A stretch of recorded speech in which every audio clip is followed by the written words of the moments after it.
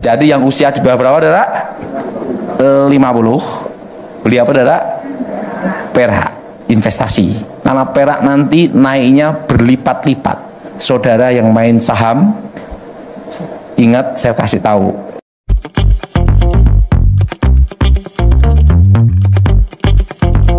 Shalom. Tuhan tidak pernah berjanji langit selalu terang.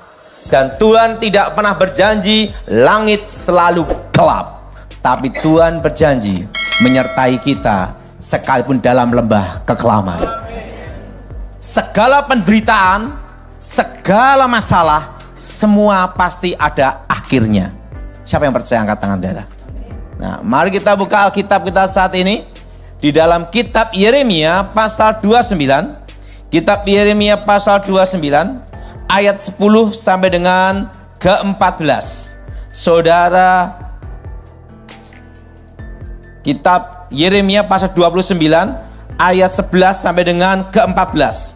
Saudara yang genap saya ganjil. Sebab aku ini mengetahui rancangan-rancangan apa yang padaku mengenai kamu. Demikianlah firman Tuhan, yaitu rancangan damai sejahtera dan bukan rancangan kecelakaan, untuk memberikan kepadamu hari depan yang penuh harapan.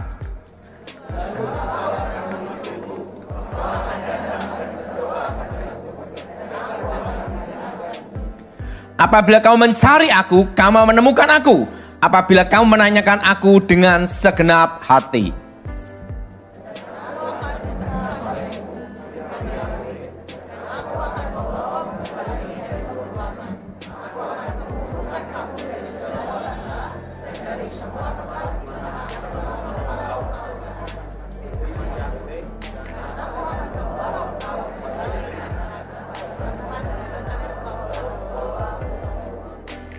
Firman Yahweh katakan apa? Bahwa Tuhan mengenal rancangannya.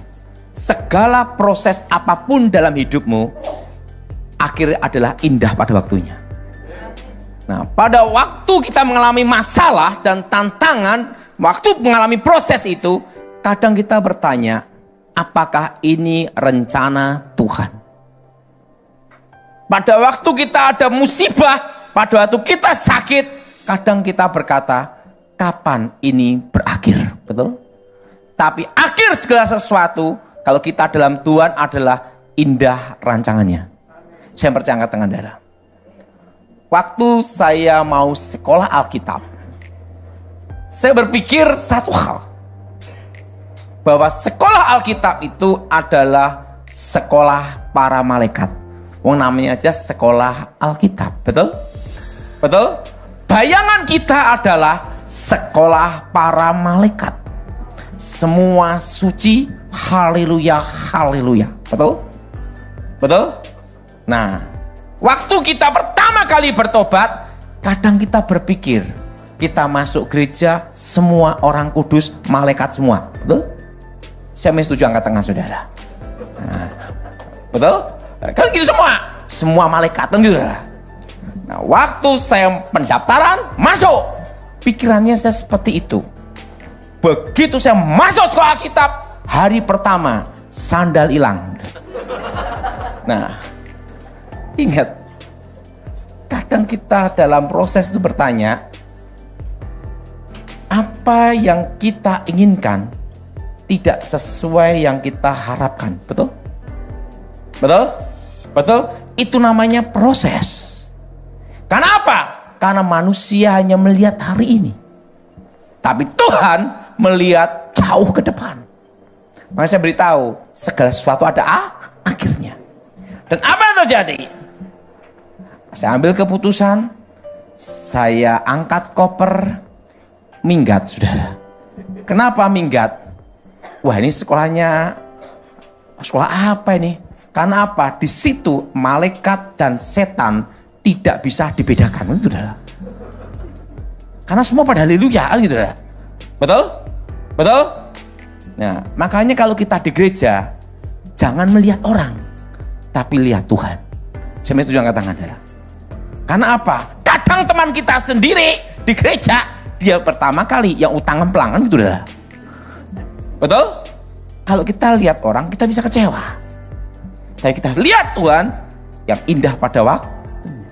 Nah, apa yang terjadi? Maka saya angkat koper. Udah angkat koper. Bes. Tiba-tiba terdengar suara di telinga saya. Kembali kamu ke sekolah.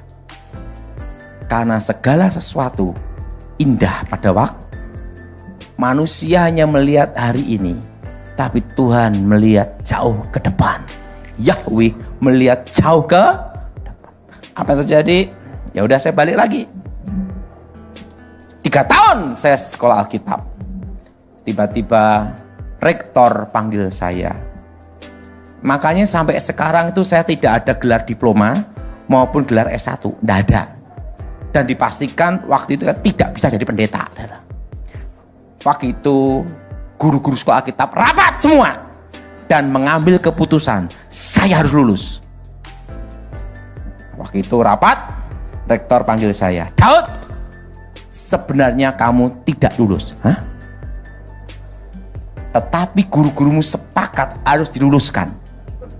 Kenapa? Tidak mau ketemu kamu lagi. Karena kalau ketemu kamu lagi, kamu lulus sekolah Alkitab, masuk kuliah, mereka ketemu kamu lagi. Jadi mereka sepakat kamu diluluskan dengan satu syarat. Tidak boleh meneruskan sekolah tinggi teologi. Kenapa? Karena mereka bersepakat kamu murid paling goblok. Jadi tidak ada gunanya gitu loh. Nanti malah bikin masalah katanya. Udah.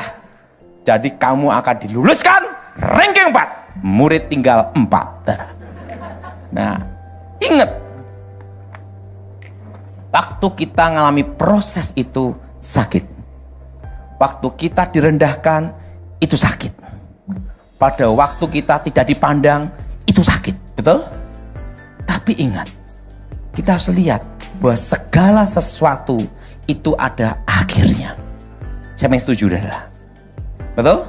Semua penderitaan juga ada akhirnya juga. Dan apa yang terjadi? Saya di wisuda, saya senang sekali bisa lulus. Tapi dikatakan saya tidak boleh meneruskan sekolah tinggi teologi. Secara manusia saya dikatakan DN selesai untuk jadi pendeta. Karena syarat untuk menjadi pendeta waktu itu minimal S1 sarjana teologi zaman itu, saudara. Di gereja sidang jemaat, saudara. Dan itu peraturannya itu, saudara. Harus S1. Dan proses lama, saudara. Ya udah, penting lulus. Setingkat SMA. Jadi saya sampai sekarang hanya setingkat apa? Setingkat SMA saja, saudara. Pendalaman Alkitab itu aja, kayak som itu aja, saudara. Waktu wisuda, mama saya tidak ada, papa saya tidak ada, adik, kakak tidak ada semua. Akhirnya saya pulang naik angkot. Sampai rumah, ingat, saudara. Kadang apa yang kita doakan tidak seperti yang kita inginkan terjadi. Betul? Itu yang sering terjadi. Tapi kita harus lihat Tuhan. Begitu saya sampai rumah, ada berita yang harus saya terima kenyataan. Papa saya dipecat, adik saya dipecat, kakak saya dipecat. 1 hari dipecat rame-rame. Di saat kita mengalami seperti itu, kadang kita berpikir, apakah ini rencana Tuhan? Betul? Betul? Kadang dalam hidup kita, kalau kita tiba-tiba mengalami musibah, mengalami tantangan dalam rumah tangga, dalam bisnis, kadang kita bertanya, apakah ini rencana Elohim? Betul? Betul? Karena kita hanya melihat seperempatnya aja, tidak lihat sampai kita baru menjalani. Baru apa, saudara? Di dalam rumah tangga juga demikian, kita menjalani. Betul? Nah, apa yang terjadi? Ya udah, Di saat seperti itu, Alkitab berkata, kalau engkau mencari aku, kamu akan menemukan aku. Nah, pada waktu kita bertanya kenapa dan mengapa, itu tidak akan ada jawaban. Yang penting nomor satu adalah apa? Percaya indah akhirnya. Dan percaya kita lihat Tuhan pasti membela dan menjaga kita.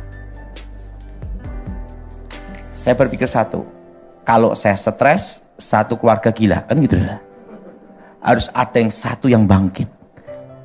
Engkau boleh jatuh, tapi tidak boleh tergeletak. Engkau harus bangkit. Siapa yang setuju angkat tangan saudara? Harus apa saudara? Bangkit. Waktu itu saya berdoa. Waktu saya berdoa, tiba-tiba ada suara. Apa yang ada di tanganmu, lakukan dengan setia. Tiba-tiba ada plastik bekas gula di tangan saya. Langsung saya tanya sama Tuhan, Tuhan, apakah aku mau jadi pemulung? Kan gitu saudara. Plastik bekas ya saudara, plastik PP. Dan suara Yahweh bicara sama saya, dengan tanda ini engkau akan menang. Segala sesuatu ada prosesnya. Saya lihat salib ada di langit saudara. Saya berdoa, berarti saya harus jual plastik. Yang jadi pertanyaan, modali sopo? Modali siapa? Dalam hidup ini, nomor satu adalah bertahan dalam kondisi apa adanya. Apa saudara? Bertahan dalam kondisi apa? Apa adanya.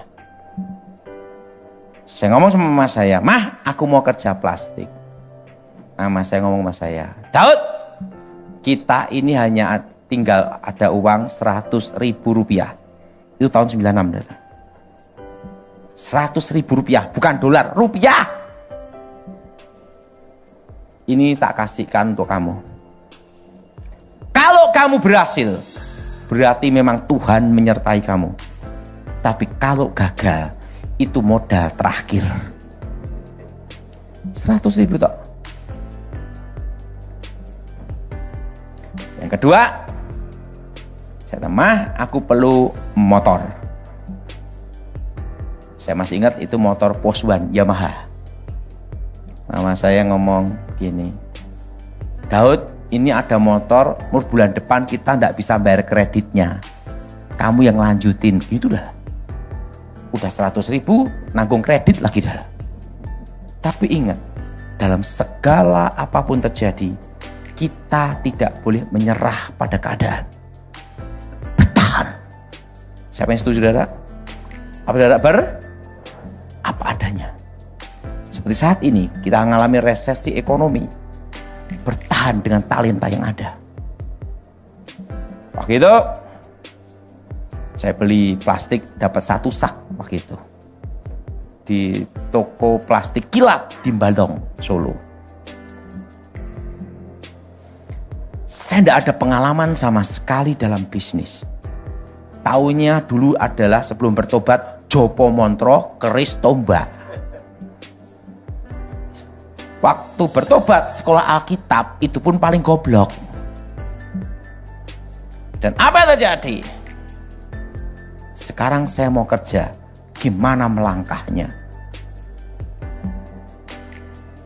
Karena dalam kondisi seperti itu, saya di gereja berdoa, Tuhan, aku tidak bisa tanpa Engkau. Di saat seperti itu, lakukan itu. Aku hanya berharap satu dalam hidup saya. Aku ingin memberikan hidupku yang terbaik untuk Engkau dan untuk negaraku. Doa saya itu tak di gereja. Tiba-tiba terdengar suara. Jangan takut, jangan khawatir. Dengan tanda ini engkau akan menang. Ada salib lagi. Nah, setelah itu saya jualan plastik ke simbok-simbok. Makanya kita harus setiap perkara yang kecil bertahan apa adanya. Saya waktu itu saudara dikasih Mama 100.000 itu dapat 25 kilo plastik AD kresek hitam. Tak jual ke simbok-simbok itu. Makanya saya suka hidup di pasar sampai sekarang. Sehari hanya untung 5.000. Masih nanggung kredit loh, saudara. Kreditnya motornya papa saya Poswan itu, saudara. Saya kelilingan plastik dari omset 25 kilo naik 50 kilo, naik 1 kintal. Dan di dalam berapa tahun jadilah pabrik plastik, saudara. Dan saya tidak ada utang bank. Puji Tuhan dalam hidup saya lahir. Dan sampai umur saya ini mau 51, saya tidak pernah utang bank, perorangan, termasuk kredit. Tidak ada. Kenapa? Karena saya pernah mengalami latihan survival. Waktu itu guru saya, waktu saya belum bertobat, guru saya itu seorang veteran perang, pasukan khusus. Suatu kali dia tanya sama saya, apa yang kamu takuti dalam hidup kamu?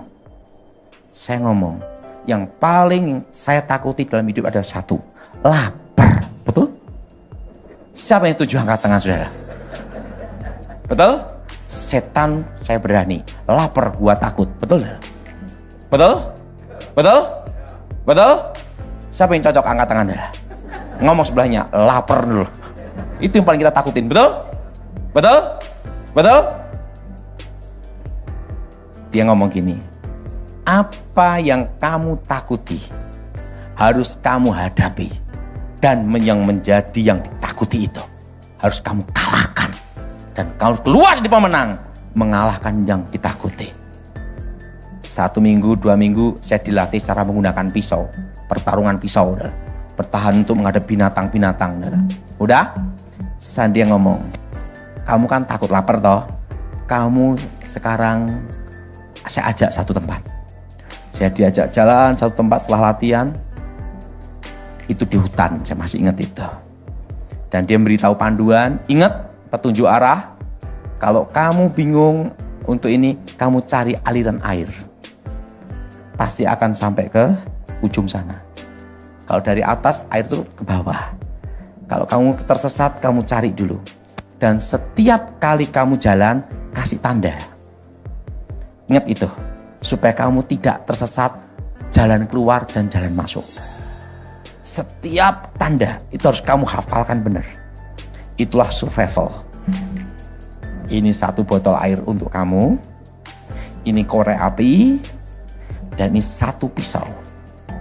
Setelah itu ditinggal. Ditinggal di situ 1 bulan.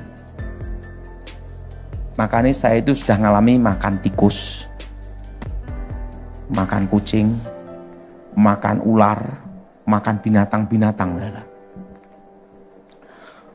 Terus badan compang-camping semua ada 1 bulan. Tidak taunya itu guru saya jarak kira-kira 1 kilo itu ngawasi saya terus. Nah, minum apa adanya gini. Dia ngomong gini. Ingat pesan saya, 1 bulan itu saya dibebasin. Ini pelajaran dalam hidup kamu. Kalau kamu lolos dari hutan ini, kamu di kota pasti bisa hidup dan lolos. Ingat, selama ada tikus, kamu bisa hidup. Gitu dah. Ada makan tikus. Makanya saya lihat tikus, wah pasti ada tikus, masih apa dah? Ya benar, bertahan. Dan apa yang terjadi? Soal pabrik plastik selesai. Makanya saya itu dalam hidup saya tidak berani khotbah masalah rumah tangga. Maupun konseling rumah tangga, apalagi pacaran. Kenapa? Karena saya itu bukan orang romantis. Tiba-tiba ada panggilan negara. Saya baru menikah, itu tahun 2004. Baru menikah seminggu 2 minggu, langsung dipanggil untuk ngawal presiden. Pabrik plastik ditinggal, saudara. Tinggal untuk mengabdi pada negara. Apa yang terjadi? Ya itu termasuk Tuhan tuh baik, jadi sakti benar. Hanya bertemu seminggu 2 minggu, jadi lahir anak saya yang pertama itu, saudara. Langsung bus jauh. Makanya istri saya itu orang hebat, saudara. Belum tentu wanita zaman sekarang bisa kuat, saudara. Kenapa? Begitu saya tugas negara, pleng jalan, dijemput pasukan khusus jalan. Dan istri saya itu tidak tahu apa pekerjaan saya. Karena itu semua senyap dan rahasia, saudara. Karena saya dulu sebagai informan untuk presiden, saudara. Dan untuk ngawal presiden secara rahasia, saudara. Jadi istri saya itu wanita hebat. Dia tidak tahu siapa sebenarnya suaminya. Tinggal pleng 1 bulan. Dan hanya boleh pulang sekali tok. Dan dikasih waktu 3 jam untuk bertemu istri. Makanya istri saya ngomong, saya menikah 20 tahun. Tapi rasa punya suami baru 3 tahun. Pergi, pengs, pergi. Nggak tahu suaminya gimana. Makanya istri saya ngomong, satu hal yang aku tidak mau dan tidak saya perbolehkan untuk anak saya. Dia bilang gitu. Yaitu menggantikan kamu jadi pengawal presiden. Saya belum siap sewaktu-waktu terima bendera merah putih gitu. Gitu. Nah, nggak siap gitu. Ya udah, itu 5 tahun. Saudara. Makanya saya itu sama ya, istri itu agak jauh. Makanya kalau ada yang konseling rumah tangga sama saya bingung. Saudara. Kenapa? Wong saya aja perlu dibina. Baru belajar. Nah, 5 tahun.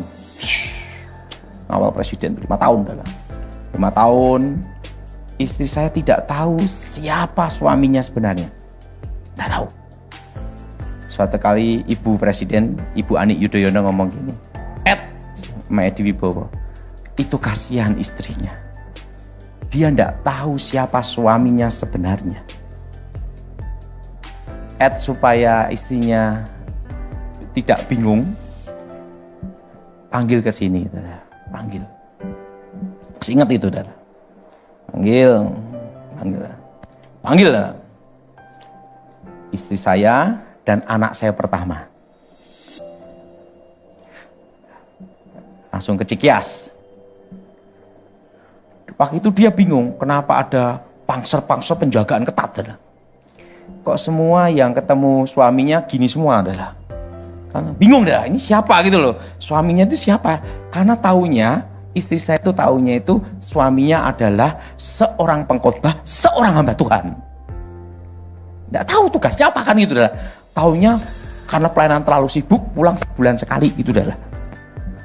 Makanya istri saya orang hebat. Setelah itu dipanggil ke Cikias. Ditanya gini. Ibu, saya mau tanya. Tahu nggak suamimu itu siapa? Ya, hamba Tuhan. Pelayanan ke gereja. Kan itu, saudara. Tapi pulangnya kok sebulan sekali itu loh. Itu pun 3 jam. Yang nganter pasukan khusus semua gitu loh.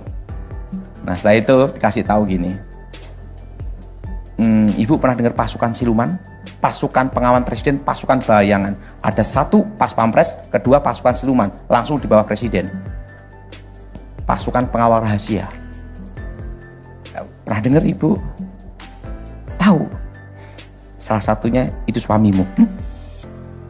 Langsung dia kaget. Jadi suami saya pengawal presiden. Iya. Lah selama ini khotbahnya kemana? Ya terserah dia khotbahnya kemana. Langsung dia kaget. Kaget gini. Nah sekarang ibu bisa ketemu keluarga presiden. Kalau suami ibu bukan pengawal presiden, apa bisa masuk ke rumah sini? Sembarangan, bolak-balik gini. Nah dia pernah pengawal. Oh. Baru istri saya tahu. Oh, tapi ibu tenang, suami ibu tidak selingkuh. Kenapa? Lihat pasukannya, laki semua. Dan tenang, tidak ada yang homo.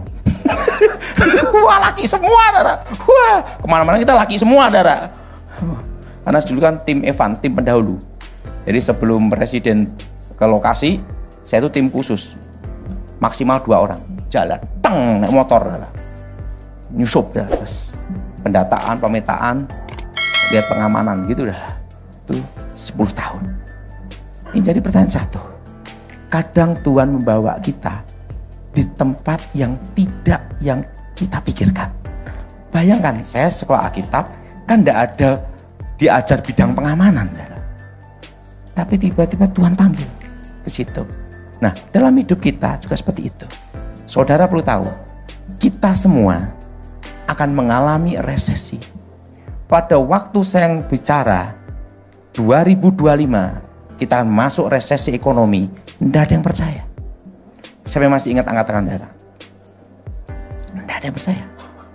Waktu saya berkata emas akan tembus 2 juta di tahun 2025, diketawain.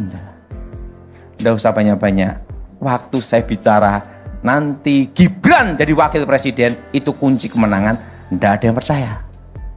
Begitu terjadi semua, pada bingung semua. Kan itu, Dara. Nah, sekarang banyak orang nunggu saya. Bulan Juli ini gimana? Saya kasih tahu, ngomong sebelahnya aman. Bulan Juli ini kita akan masuk resesi ekonomi yang sebenarnya. Kenapa saya khotbahkan bertahan apa adanya?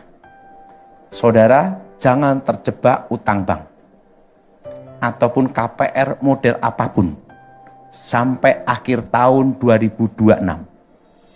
Karena resesi ekonomi sebenarnya puncaknya di tahun depan. Saat ini ibaratnya orang tinju. Wah, nggak dirasain, Dara. Gigi copot 5 nggak terasa. Karena waktu masih tinju. Pukul sini, wah nggak terasa. Wah, semangat. Habis tinjunya, besoknya jareme, betul nggak? Rasa gusi copotnya, rasa bengkaknya. Nah, rasa bengkak sama copotnya itu tahun depan. Jadi saudara, selama tahun ini dan tahun depan bertahan apa adanya dengan talenta yang ada. Ikuti saya semua, apa yang aku tahu. Ikuti saya semua, apa yang aku tahu. Apa yang aku alami. Itu bukan kebetulan. Itulah talenta. Itulah masa depan. Itulah rancangan Tuhan yang penuh harapan. Artinya apa? Kalau engkau taunya plastik, fokus ke plastik. Kalau engkau taunya adalah salon, fokus ke salon. Kalau kamu taunya pelayanan, fokus pelayanan. Engkau taunya itu adalah trading, lakukan trading. Nggak usah mencoba bisnis baru dulu, karena masih uji coba.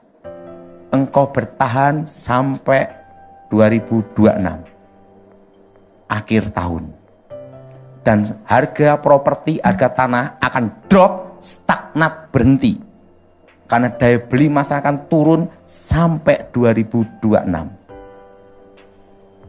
Jelas? Jelas? Jelas? Nah, 2026 inilah puncaknya resesi. Tapi Tuhan bicara, Elohim bicara, Yahweh bicara bahwa aku memelihara umatku di tengah-tengah kesusahan. Siapa yang percaya angkat tangan saudara? Jadi ingat, kalau taunya adalah dokter, fokus dokter. Taunya catering, fokus catering. Untuk bertahan. Dan jangan ada pengembangan bisnis apapun sementara waktu. Kenapa? Karena ini daya beli akan drop sampai 2026. Kok bisa tahu gimana Pak Daud? Tahun 96-97 saya mengalami kecelakaan. Dan roh saya dibawa ke surga. Ditunjukkan masa depan. Sampai 2035. Dan disitulah saya diberitahu bagaimana untuk rakyat Indonesia untuk bertahan. Terutama anak Tuhan, umat Tuhan. Pak tahunnya jual motor, fokus jual motor untuk bertahan.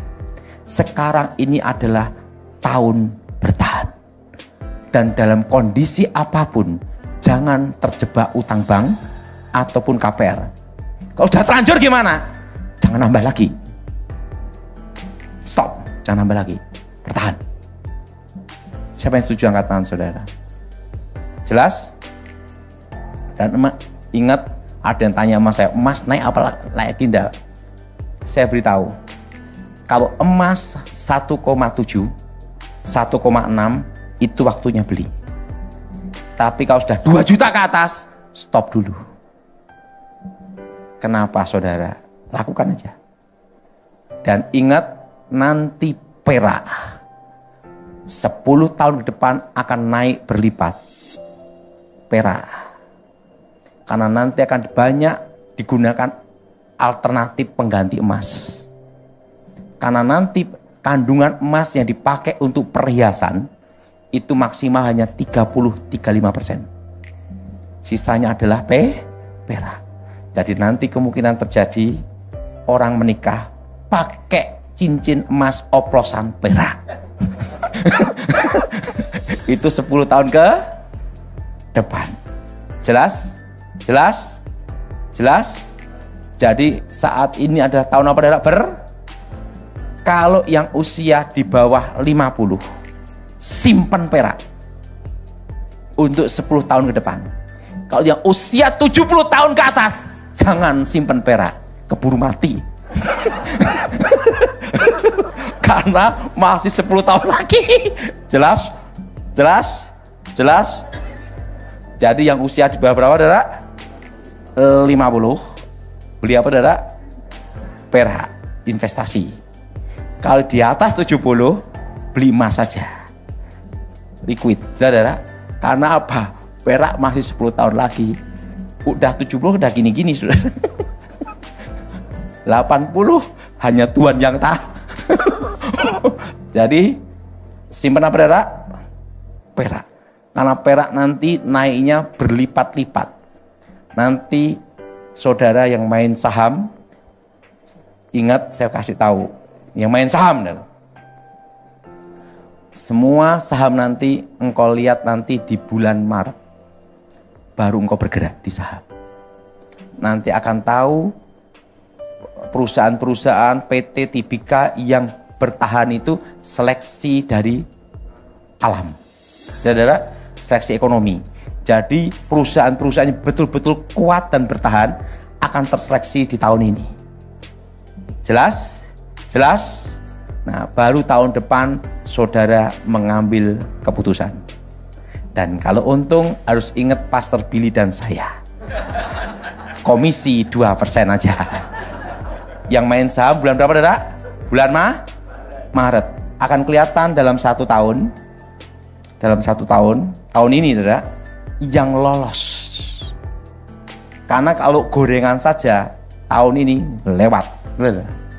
Kalau tahun depan bisa lolos dari tahun ini, berarti sudah terbukti. Nah itu di bulan apa? Maret.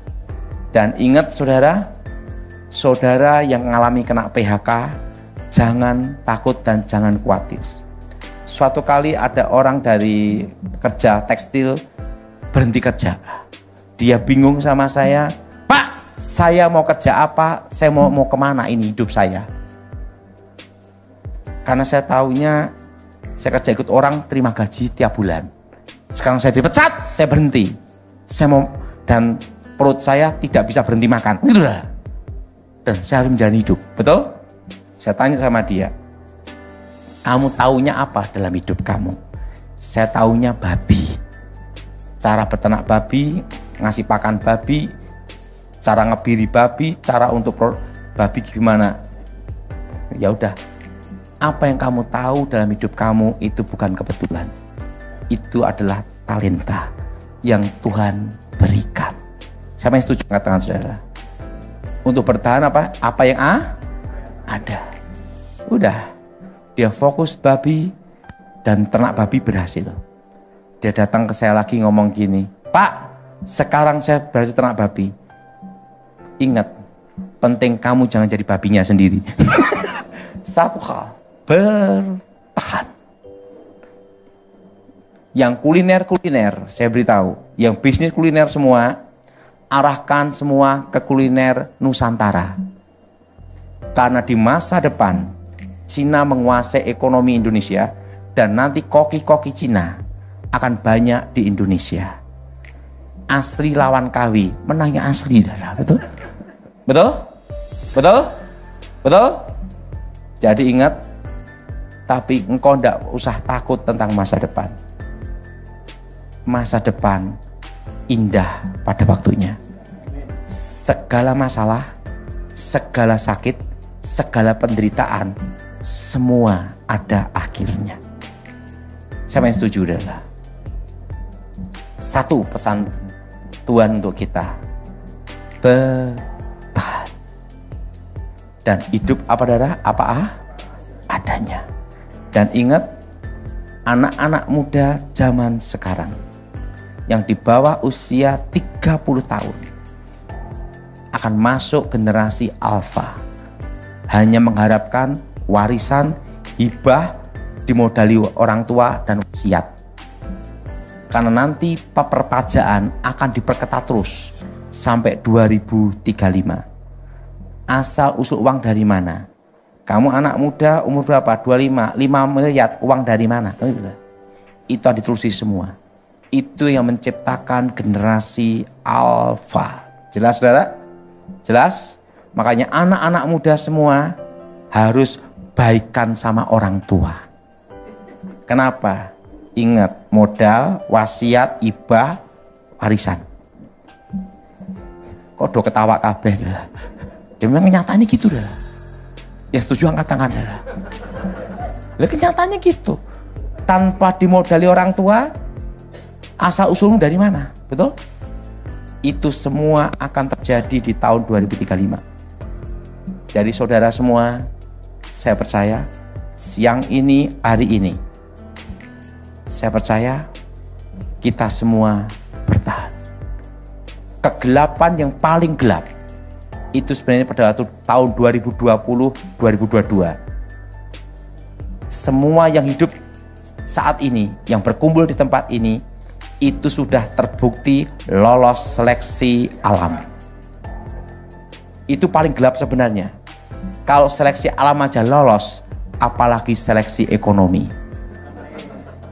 Kita semua pasti lolos. Tahu enggak zamannya corona, ini tak kasih tahu.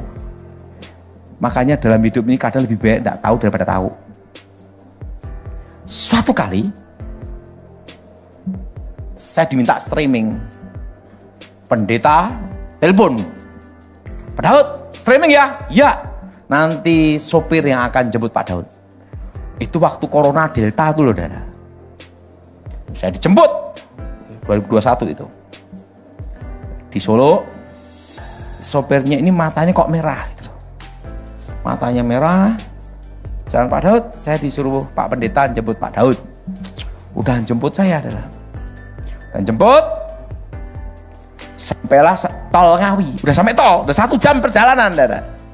Dia ngomong, Pak Daud, saya ini sebenarnya masuk isolasi. Hah?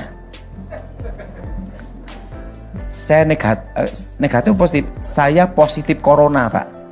Tapi Pak Pendeta nyuruh saya jemput Bapak.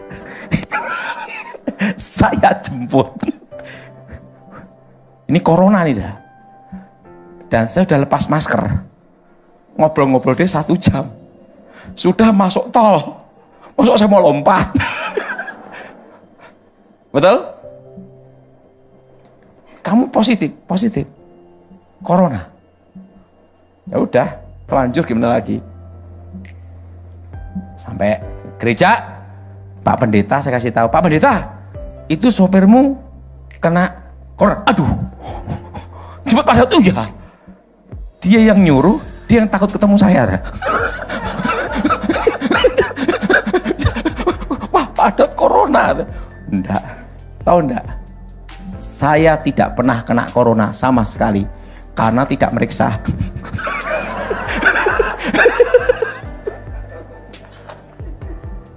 Mati ya wis lah gitu. Lah sekarang gimana? Kita tahu juga stres, lebih baik enggak tahu, betul lah. Ya udahlah gitu. Keluyuran kemana-mana. Tahu enggak, saya itu waktu zaman corona itu paling happy dah. Lah orang pada ngumpet kan jalan sepi dah. Saya naik mobil dari Jakarta sampai Bali dah. Wah, saya itu kapan kayak gini lagi kan gitu dah. Mati ya sudah. Apa yang kamu takuti itu yang datang. Setuju? Setuju? Saya tidak pernah kena corona karena belum pernah apa? Amin, amin. Dan waktu corona itu yang paling sakti orang batuk, bubar. Sebelum tak akhiri, ini ada cerita. Kenapa saya trauma dengan dokter gigi? Itu ada sejarahnya adalah waktu 2021 saya sakit gigi. Sakit gigi enggak? Dibor. Bor sealatnya itu masih di mulut saya gini ya. Waktu itu saya batuk, langsung gini semua ada.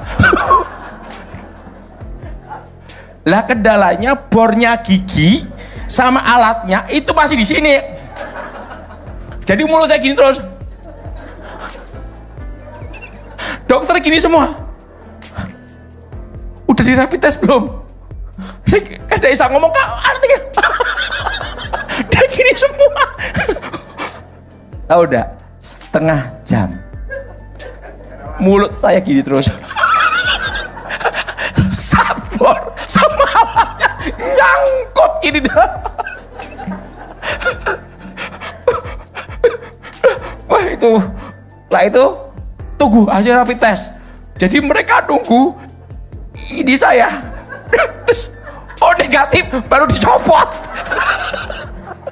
Tapi kendalanya kan setengah jam gitu. Jadi bornya itu, bornya salatnya, makanya saya tidak bisa lupa dari gigi ini dah. Ini korban setengah jam dah. Ya coba bornya kan modelnya kan gini dah. Gini ada bornya. Lah itu mulut saya itu bukan ininya dah. Setengah jam gitu. Makanya tadi saya ketemu dokter gigi, waduh dokter gigi. Kenapa? Dia ngomong, loh kenapa udah trauma dokter gigi? Alat bornya nyangkut di setengah jam. Tapi ingat saudara, kalau corona aja kita bisa lewati. Apalagi masalah ekonomi.